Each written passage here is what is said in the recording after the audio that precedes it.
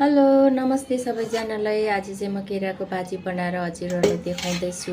तपाईँहरूलाई पनि कुनै दिन केराको भाजी खानु मन पर्यो भने चाहिँ मेरो भिडियो हेरेर सिकेर खानुहोस्।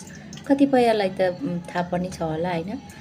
सबैभन्दा पहिला चाहिँ कराई बसाउनुपर्छ अनि कराई तातिएपछि चाहिँ 1 चम्ची जिरा, आधा चम्ची बेसार अनि अलिकति खुर्सानीको कलर आउने पाउडर, किनभने हाम्रोमा चाहिँ पुरा कलर भएको मन पराउँछ। अनि पिरोको लागि अलिकति खुर्सानी, पिरो खालको खुर्सानीको पाउडर लाउँदा पनि हुन्छ। मैले अलरेडी सिमला मिर्ची, टमेटोहरू मिक्सरमा रेडी गरेको थिएँ।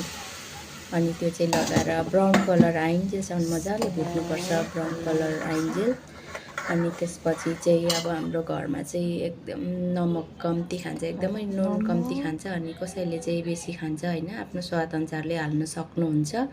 अनि मैले चाहिँ कम्ती हाल्दैछु किनभने हाम्रो चाहिँ सबै प्रेसरको बिमारी छ।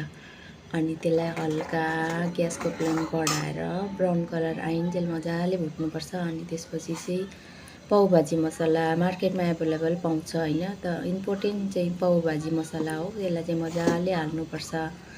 अनि त्यसपछि मेरो घरमा चाहिँ एकदम मिठासे टाइपको छ खानेहरू।